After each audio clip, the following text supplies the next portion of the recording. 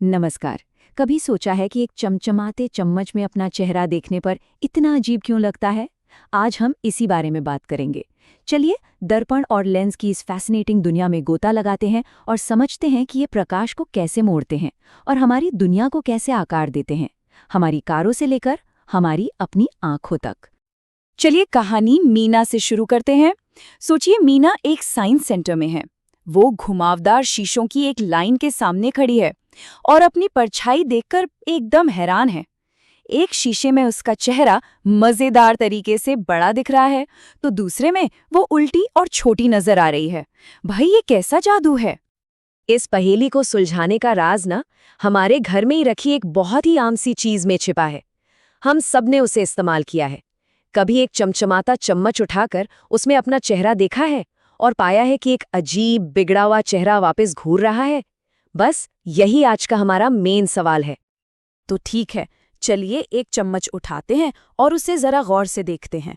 चम्मच का जो अंदर वाला गहरा हिस्सा है जिसमें हम सूप पीते हैं, वो एक तरह से काम करता है।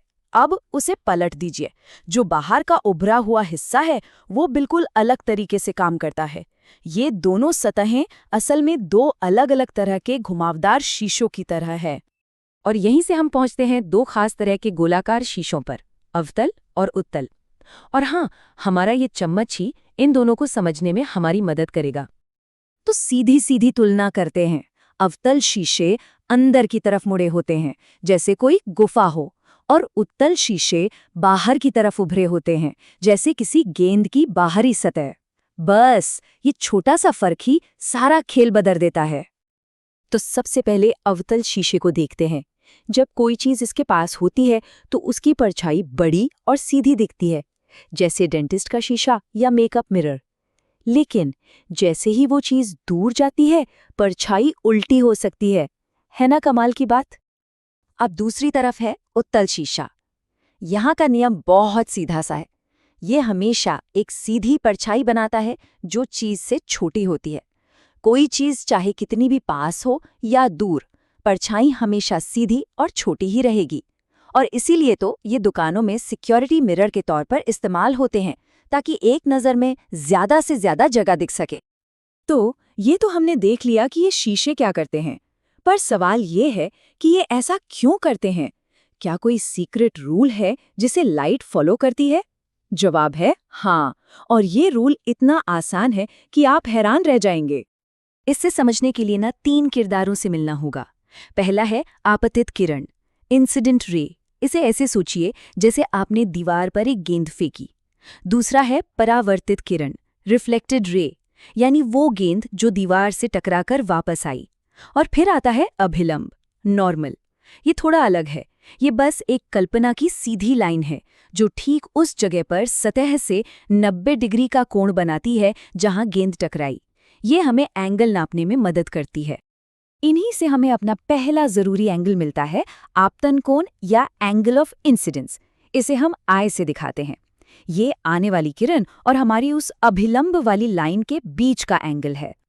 और ठीक इसी तरह दूसरा एंगल है परावर्तन कोण या एंगल ऑफ रिफ्लेक्शन, जिसे हम आर से दिखाते हैं।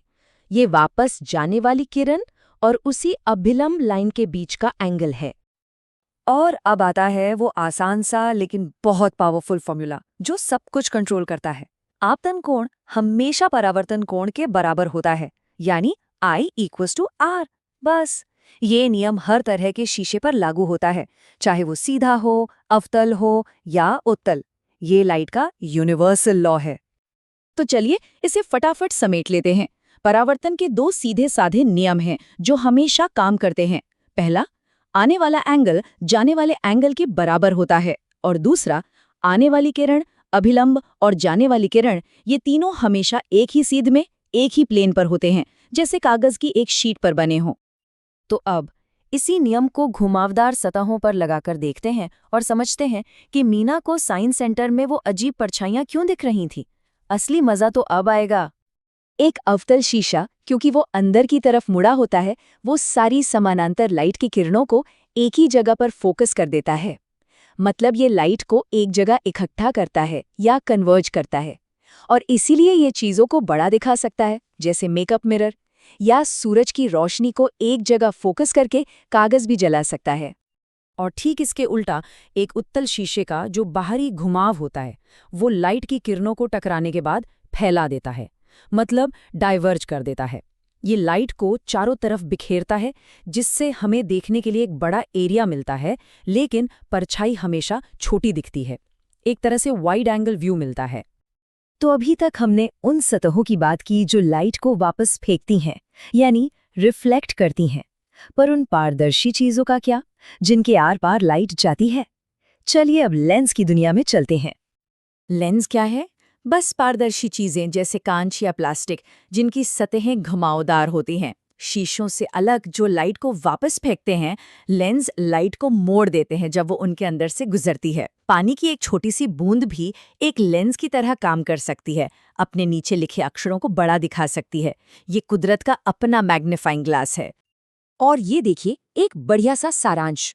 एक मजेदार बात पर गौर कीजिए, अवतल शीशा और उत्तल लेंस दोनों लाइट को कन्वर्ज करते हैं और बड़ी इमेज बना सकते हैं। और उसी तरह उत्तल शीशा और अवतल लेंस दोनों लाइट को डाइवर्ज करते हैं और हमेशा छोटी सीधी इमेज बनाते हैं। ये एक तरह से याद रखने के लिए एक बढ़िया क्विक गाइड है। तो इस सारी फिजिक्स का हमारी रोज की जिंदगी से क्या लेना देना है? सच तो ये है कि ये सारे सिद्धांत हमारे चारों तरफ की टेक्नोलॉजी में मौजूद हैं, बस हम उन पर ध्यान नहीं देते। ये लाइन तो हम सब ने कारों के साइड मिरर पर पढ़ी ही है। Objects in mirror are closer than they appear. ये चेतावनी क्यों होती है? क्योंकि वो उत्तल शीशे होते हैं। वो चीज़ों को छोटा दिखाते हैं, जिससे लगता है कि वो दूर हैं, पर बदले में वो ड्राइवर को देखने के लिए बहुत बड़ा एरिया देते हैं, जो सेफ्टी के लिए बहुत ज़रूरी है। और बात यहीं खत्म नहीं होती।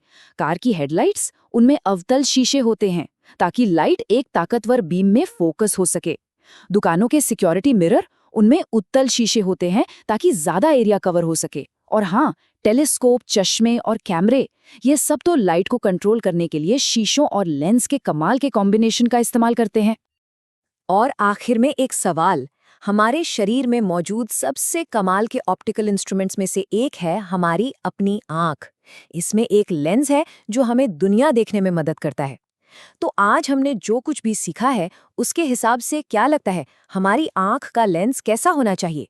एक कन्वर्जिंग लेंस जो लाइट को फोकस करे, या एक डाइवर्जिंग लेंस जो उसे फैला दे? जरा सोचिएगा इस बारे में।